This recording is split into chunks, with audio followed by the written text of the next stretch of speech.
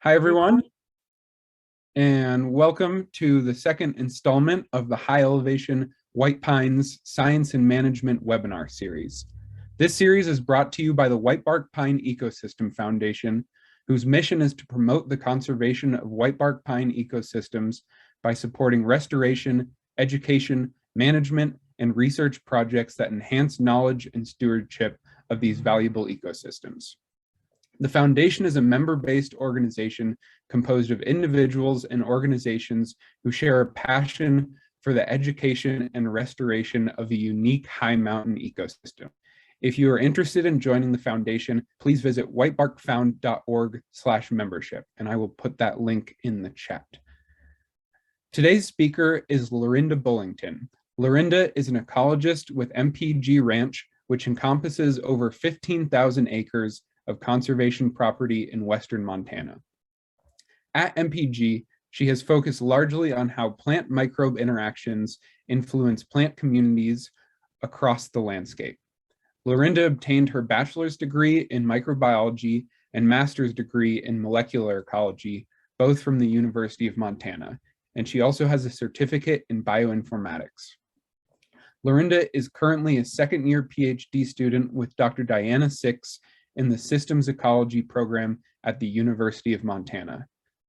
Her research spans interactions among symbiotic fungi and stressors of host trees, including fungal pathogens and wood-boring beetles, with implications on tree survival and nutrient turnover in forest ecosystems. If you have questions following Lorinda's talk, we encourage you to virtually raise your hand so that we can enable you to unmute yourself and start a dialogue. If you are unable to do so, you may put your questions in the chat and I will read them. So without further ado, I will turn it over to Lorinda. Right.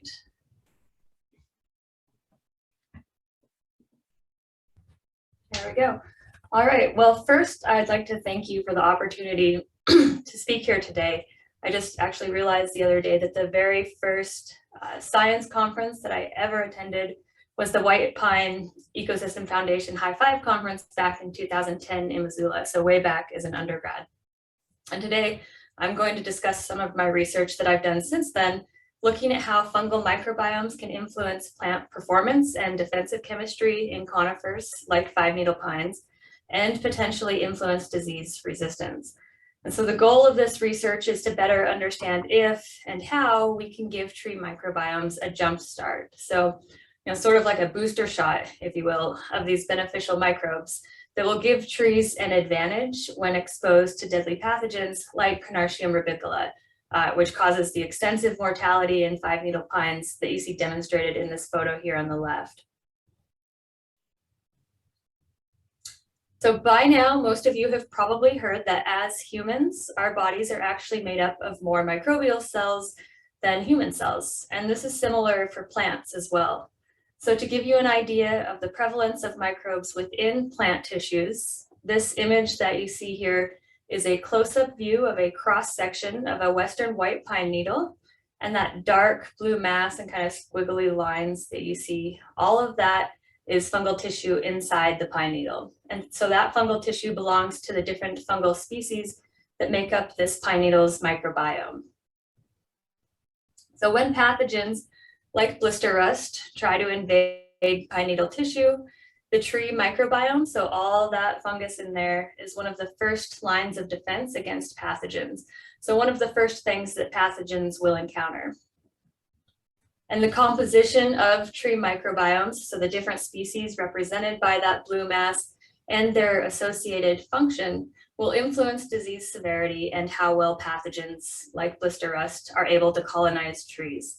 So this is analogous to how the composition of our own microbiome can influence how susceptible we are to disease. So back to 2010, back then we still didn't really know anything about the identity of the fungal endophytes that live inside needle tissue of white pines, let alone their function or what they're doing there. So to get a better understanding of this, my colleague Bo Larkin and I collected white pine needles from healthy trees and began plating needles on growth media and isolating just whatever fungal species grew out of them. And so this quickly became an overwhelming task. We had fungal endophyte plates stacked up on lab benches and filling up drawers, because what grew out of the pine needles was this kind of incredible diversity of fungi. And so again, no one really had any idea of what they were doing there. So we went to work trying to learn more about these species and getting taxonomic IDs for them and then categorizing them into different groups. And so our initial questions with this project were pretty simple. We wanted to know if we could grow fungal endophytes in the lab and then successfully inoculate Western white pine seedlings in the field. And then second, could those fungal endophyte inoculations then influence seedling performance over time? And so we came up with 4 different fungal treatments to just try out. First, we had fungal antagonists, which were species that had been shown to inhibit other fungi and produce visible secondary metabolites in culture. And then second, we had an established community of endophytes, which was a group of fungi isolated from just a single healthy, mature Western white pine. And then third, we had Pezizales, which is a group of endophytes that have shown potential to inhibit disease in pines. And then of course we had a control, which we inoculated with sterile water. And so then we planted 182-year-old Western white pines into 3 different sites at MPG North, which is a conservation property in the Swan Valley in Western Montana. As you can see, not a terrible place to set up an experiment. And we then randomly assigned our fungal treatments to all seedlings. And then we basically just filled spray bottles with our fungal inoculum and started spraying trees. And I do want to point out that all of our fungi came from this same area, so we weren't just out there introducing new species into the environment. So then after 1 year, we went back and assessed those trees and found that those sprayed with the fungal antagonist group, that's the blue box here, grew about twice as much on average in the field than our uninoculated control trees, which is shown in the red. And keep in mind that that antagonist group contained fungi with the potential to inhibit other fungal colonizers. And so this is what kind of really got me thinking about plant microbiomes potentially giving added protection against pathogens. So acting as sort of a shield and allowing seedlings to direct more nutrients toward growth rather than toward defense. So after meeting at a conference in 2014, I started collaborating with Richard Snesko at Dorina, where they screen white pines for blister rust resistance. And together we surveyed endophytes in white bark pine seedlings that were resistant to blister rust, and then compared them to those endophytes colonizing susceptible diseased trees. But besides just looking at pathogens and endophyte communities in pine needles, we also wanted to get a better idea of the physiology inside needle tissue, so right where the pathogens and endophytes are interacting.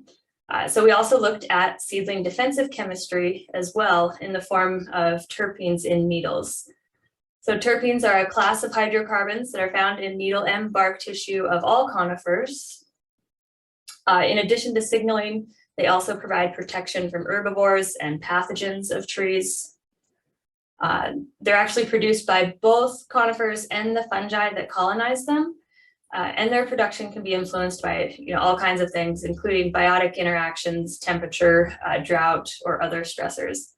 And white pines in particular produce about 20 to 30 different terpenes in just their needles alone. So from that study, comparing endophytes and terpenes in resistant and susceptible white bark pine trees, we learned that there were all of these correlations between host defensive chemistry, fungal endophytes, and disease severity in these trees, where we saw that pathogens altered endophyte community composition, and some endophytes negatively correlated with pathogen abundance, as well as symptoms of disease. Host terpenes showed both negative and positive correlations with disease severity. And terpene composition and endophyte communities were also closely related to each other. And then all of these things were to some degree influenced by host genetics. So after seeing all of these correlations between endophytes and pathogens in trees, our next question was, well, what if we could manipulate tree microbiomes to influence tree defenses and then possibly increase resistance to the blister rust pathogen?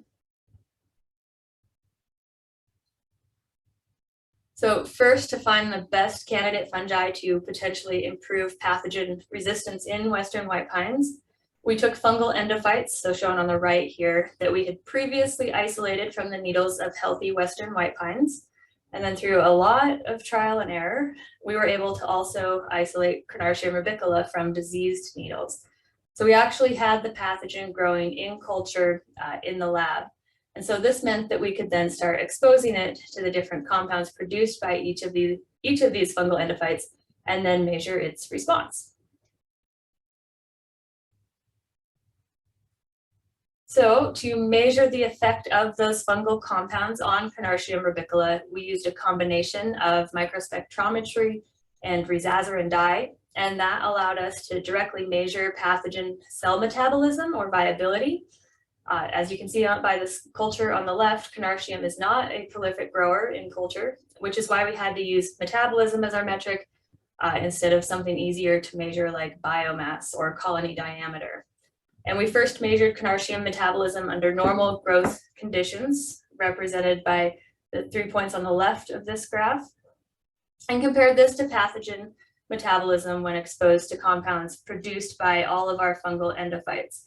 And so with some endophytes, particularly Metarhizium species, which are represented by the points on the right here, we saw these clear declines in pathogen metabolism by up to 30% after just a few days. So this was really interesting because Metarhizium is actually a well-known entomopathogen, but also an endophyte known to systemically colonize and benefit many plant species. And then to top it off, we also knew from previous surveys that Metarhizium had demonstrated a negative relationship with disease severity in other white pine species. And I have to give a shout out to Emily Martin here. For a lot of this work, it was a really delicate process and required really precise timing and execution to get these measurements. So then, in addition to foliar endophytes, we were also interested in the below ground component of plant microbiomes as well. Many white pines naturally associate with Ectomycorrhizal fungi that colonize tree roots, particularly species of Suillus, which is shown here.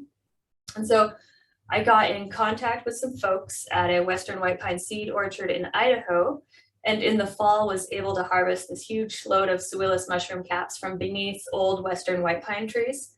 And I took them to the lab for spore prints and then mixed the spores into a slurry, which was then stored for future inoculations. And so just a brief background on Suillus. It's a native symbiont of Western white pine and other white pine species. And trees can benefit from Suillus colonization through increased nutrient uptake from soils while providing carbon in return. And so our interest in Suillus was also inspired in part by a study by Martha Jenkins and others with a greenhouse experiment where they showed that white bark pine colonized by Suillus, so that's the yellow boxes here, have higher total nitrogen on the left, as well as total biomass compared to uncolonized seedlings, represented by the green boxes. And similar patterns to this have been shown in field studies as well. So the idea being here is that if trees are able to take up more nutrients, then potentially they could be better able to defend themselves from pathogens. So to determine if and how these above and below ground fungal symbionts might influence Carnartium growth in live Western white pines, we then set up a full factorial experiment in a randomized block design where we inoculated seedlings with either foliar fungi, which consisted of a mixture of endophytic Metarhizium species that I mentioned earlier, root colonizing Ectomycorrhizal fungi belonging to the genus Suillus, both fungal groups, or a control consisting of water. And so for the foliar inoculations, we sprayed hyphal mixtures, standardized hyphal mixtures onto needle surfaces. And then for the Ectomycorrhizal inoculations, we pipetted standardized spore concentrations just directly onto the soils. And then about 3 months after these inoculations, we then measured tree defensive chemistry, or the terpene profile of trees in each treatment, and we collected needles to look at fungal composition.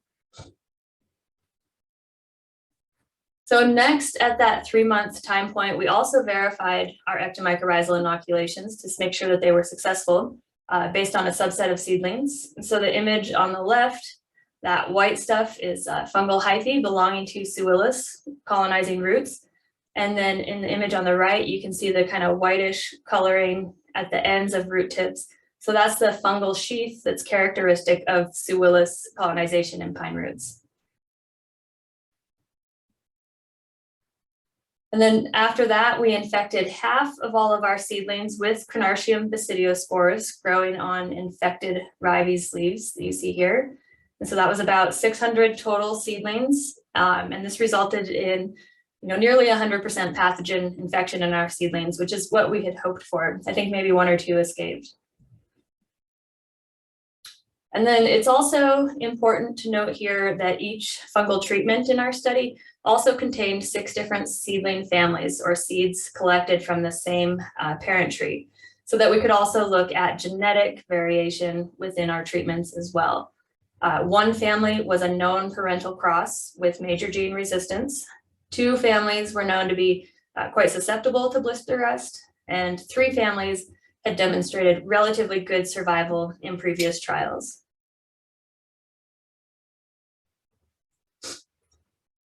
So kind of overall with this project, I'm trying to better understand if and how we can manipulate tree microbiomes to influence tree defenses and overall health. And so with that, I have kind of 2 main questions. First, do fungal inoculations alter tree defensive chemistry and influence the allocation of resources to tree defensive terpenes or to growth following pathogen infection? And then does this differ among our different seedling families?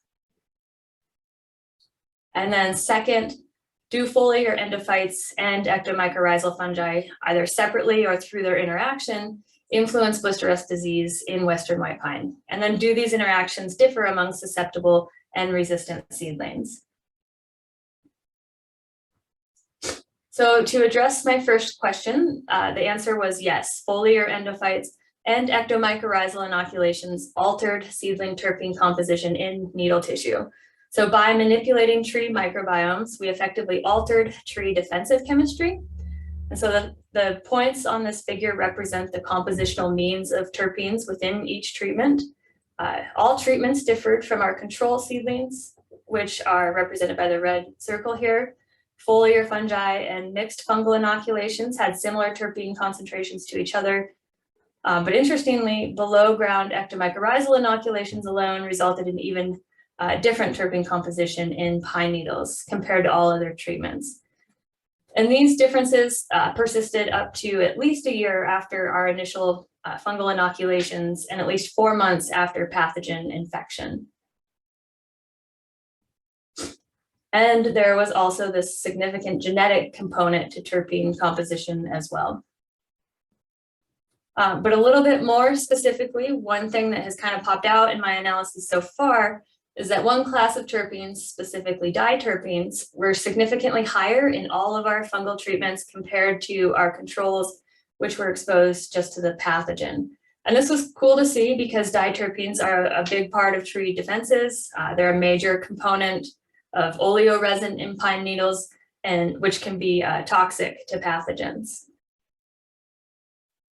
And so interestingly, thinking about a potential growth defense trade-off here, when trees were not exposed to the pathogen, seedlings in all of our treatments showed an increased growth rate compared to our controls, which is this orange bar.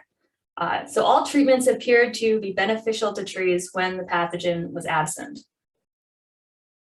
However, when blister rust was present, all seedlings grew shorter, but we also saw 0 differences in growth rate among all treatments. So seedlings are no longer benefiting from treatments in terms of biomass, but instead they're producing higher concentrations of defensive compounds in their needle tissue.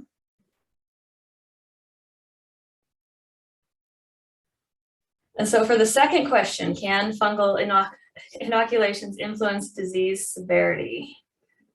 So based on Illumina sequence analysis of fungi inhabiting needle tissue, each fungal treatment significantly reduced pathogen abundance in terms of Carnartium DNA sequence numbers in needle tissue compared to the control group, which is represented by this red dotted line here. And the mixed fungal treatments appeared more effective in doing so than either fungal guild by itself, indicating an additive effect on disease resistance. And similar to terpenes, seedling family was also significant here as well. And so the caveat to those initial results was that relative sequence abundance doesn't necessarily equate to disease severity, right? So maybe it takes very little pathogen in these seedlings to actually kill them in the long run. But we did see initially a positive relationship between pathogen sequence abundance at 4 months and the total number of cankers that formed on each tree at 15 months, as well as the total number of bull infections. And then so looking a little deeper into our symptoms at 15 months after infection. So in all seedlings, except for those with known major gene resistance, because they were all mostly healthy, at that point, we saw a significant decrease in the number of bull infections in the Sue-Willis treatment, that's at the top here, and then a marginally significant decrease when paired with the foliar fungal treatment. So Sue-Willis applications appear to be decreasing disease severity just over a year after pathogen infection. And so these treatment effects varied quite a bit among the different seedling families. For example, in one of our families known to be susceptible to disease here, we instead saw significantly fewer bull infections at 15 months in our mixed fungal treatment compared to when seedlings were inoculated with either fungus alone. So in this family, we're seeing a kind of additive effect again of above and below ground fungal treatments that shows greater disease inhibition than either fungal treatment alone. And so that was all really encouraging. If only we would have ended the experiment there, we could have all went home happy. But after that 15-month survey was about when COVID hit. So unfortunately, we didn't get another full assessment for about 12 more months, so 2 years after infection. And so this is what trees were starting to look like. This was last October. And unfortunately, I think we probably lost some information on actual disease progression during that time. You can't really tell from this photo, but about half of all rust-infected seedlings had died. So then looking at mortality at our last assessment, so right of the line here represents increased mortality compared to controls, while left of the line represents increased survival. So we're seeing now that seedlings in both treatments that were inoculated by Sue-Willis have actually started to show an increase in mortality compared to our controls, which is really the opposite of what we had hoped for, but I think kind of equally as interesting in my mind. I think there's a lot that we don't know about the role of Ectomycorrhizal fungi in trees. But as I said, this species of Sue-Willis is a natural symbiont of Western white pine. And as far as I know, it appears to be pretty specific to white pines. I think there might be a couple of exceptions there. And then before we leave this slide, I do want to say that as of now, there are more survivors in the foliar treatments than in the control. So we're going to continue to monitor survival over the next few months and see how these patterns hold up. All right, and so I want to be really careful here not to imply that in natural populations, the ectomycorrhizal colonization is necessarily harmful to trees. In fact, there's quite a bit of evidence showing the opposite. And so again, just looking back at seedling growth rate, all seedlings benefited from fungal inoculations when the pathogen was absent, telling us that when the tree is not stressed by Carnartium ribicola, these fungi appear to be beneficial. But what this suggests to me is that under certain conditions, Sue-Willis colonization might eventually come at a cost to trees. So maybe not initially because seedlings at first seem to be doing well, but under long-term stress, at some point, maybe the costs of hosting ectomycorrhizal fungi exceed the benefits. And I think it's also important to remember that the conditions of inoculation in the greenhouse are ideal for pathogen infection and growth. So spore loads are a lot higher than you would normally see in nature. So that initial reduction in symptoms that we see after 1 year is still, I think, encouraging, and in a natural setting may be all that a tree needs in order to get an edge over disease. And so I'm still working through all the data that we have and trying to kind of piece things together. And it's definitely kind of a puzzle so far. But if anyone has some thoughts or wants to chat more, please feel free to email me. But then finally, in terms of potential mechanisms of survival, our preliminary analyses are showing us that regardless of treatment or family, surviving seedlings have significantly higher concentrations of total monoterpenes in their needle tissue. And I'm really looking forward to diving into this data a little bit more. But for now, just to summarize what we've seen so far, inoculations with fungal endophytes and ectomycorrhizal fungi significantly altered tree defensive chemistry and reduced pathogen sequence abundance in foliar tissues. When the pathogen was absent, all fungal treatments resulted in an increased growth rate of seedlings overall. And then Suillus and mixed fungal inoculations showed an initial decrease in bark infections after about 1 year. But over time, however, Suillus colonization appears to come at a cost, resulting in increased mortality. And then finally, surviving seedlings had elevated levels of monoterpenes in their needle tissue 4 months after pathogen infection, compared to seedlings that would eventually die, regardless of fungal treatment or seedling family. All right, so again, we're not quite finished with this, and I promise we'll have more for you soon, but this is it for now. So thank you all for listening.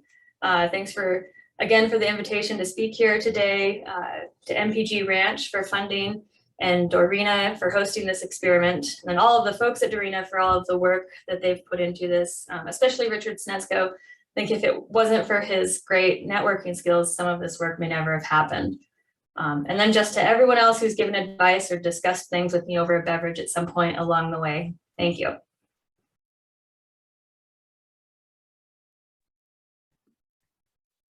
Awesome. Thank you, Lorinda.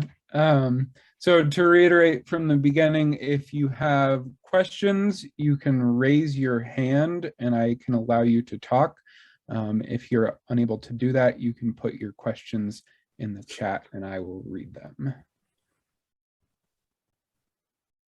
So the first question is, could you put the summary slide back up? Sure. And then our next question is, given what you are discussing around a potentially inverse relationship between fungal assisted growth rate and long-term survival, potentially related to the fact that trees are putting more energy into growth as opposed to defense, what would this mean for monitoring of success in planted 5-needle pines? Oh gosh, that's a long one. You know, I guess I'm not sure. I think, you know, in a greenhouse setting, we're not necessarily, it's not the same as, you know, seedlings in the field. And so some of these relationships aren't necessarily going to be the same, I don't think. So I think it's hard for me to speculate on whether a trade-off between growth and defense in the field would be happening to this extent.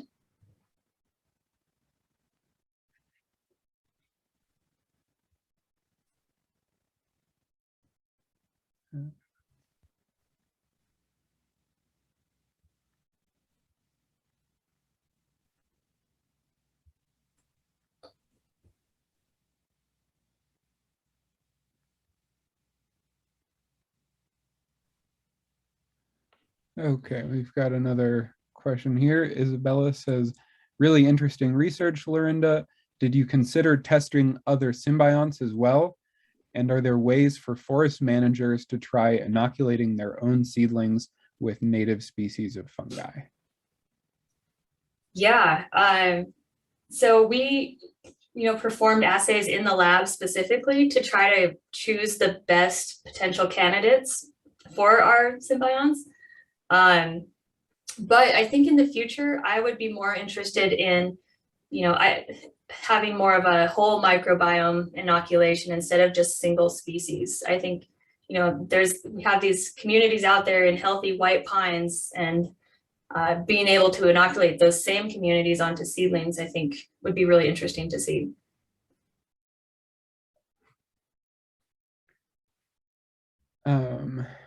So Doug asks, are you planning to study other mycorrhizal treatments such as Amanita? Yeah, I don't know much about Amanita or if it colonizes white pines. So right now I don't have any other plans, but I would be interested. In the greenhouse, we saw other ectomycorrhizal fungi colonizing our trees as well. So they get colonized by lots of different species. So other inoculations, other species would be really interesting to try. Suillus is really nice because it's very easy to collect, and we already know that it colonizes white pines in natural settings. Makes sense. John asks, do you know of any microbiologists working with Wolbachia pipinetis? Not sure if I'm saying that right, as possible reduction of pine beetle populations. No, not that I've heard of. I've heard of people working with Bavaria to do that, but not, I think it's Wolbachia. Yeah, that makes sense. Yeah. Okay. Aaron asks, I am wondering if you plan a field trial or outplanting to better understand the potential trade-offs of trees in the greenhouse setting are experiencing. Yeah, I know that some people have done inoculations in the field that are ongoing right now with white bark pine and Suillus. And I think from what I understand, they're seeing similar results where it depends on the condition of the environment that they're planting in, whether or not Suillus appears to be beneficial or not. But yeah, more field studies for sure is always a good way to go. Okay. David asks, can you comment on the persistence of the fungal treatments, specifically the endophytes during the study period? No, we'll have some of that data later, but I haven't looked at it yet. So we're not exactly sure. I mean, we see persistent treatment effects, but whether or not they're continually colonizing needle tissue, we're not sure. I think white pines lose second year needles. So some of what we colonized could be falling off too. So yeah, it's something that we'll look at, but we just haven't yet.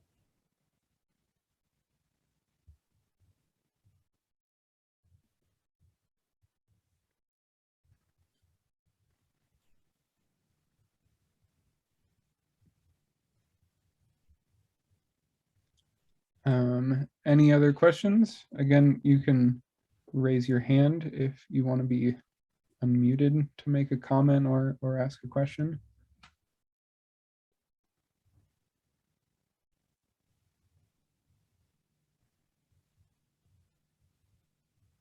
Okay.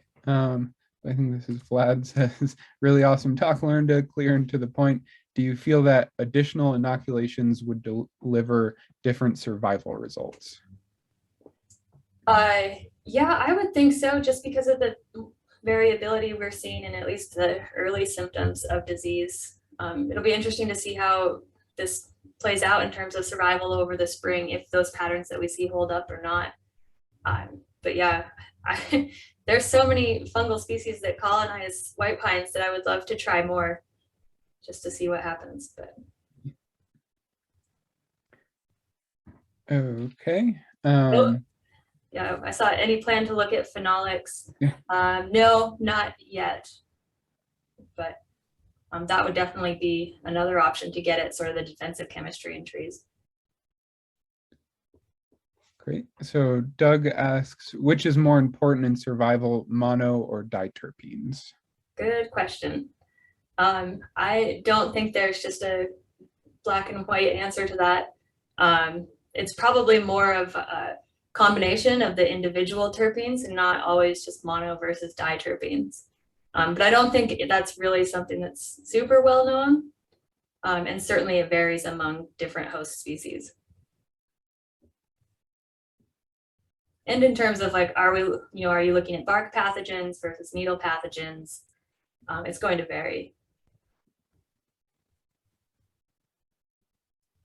Okay, Rebecca asks, although there are some apparent contradictions in the data around mortality, are there any practical applications for restoration, etc., of your research at this point, or not quite yet? Yeah, I think more field studies are definitely needed, but like I said, there are other groups that are inoculating seedlings with Suillus in the field, and in some cases they do see increased survival, not in terms of blister rust resistance, but just in terms of seedling survival. So yeah, just more field studies. We're not quite there yet. We're still trying to figure out what's going on.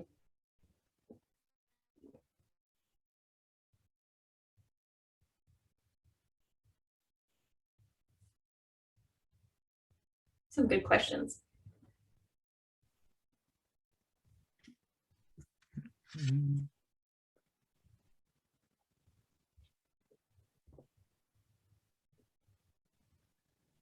Any other questions? I don't see any raised hands here. So if there's no other questions, an excellent talk, and thank you to our audience for your attendance and your engagement in this incredible science, and wanted to remind you all that we will be joined next month on March 15th by Aaron Shanahan, who will be presenting on white bark pines in the greater Yellowstone ecosystem. So I hope to see you all there, and thank you. Yeah, thanks everybody for listening.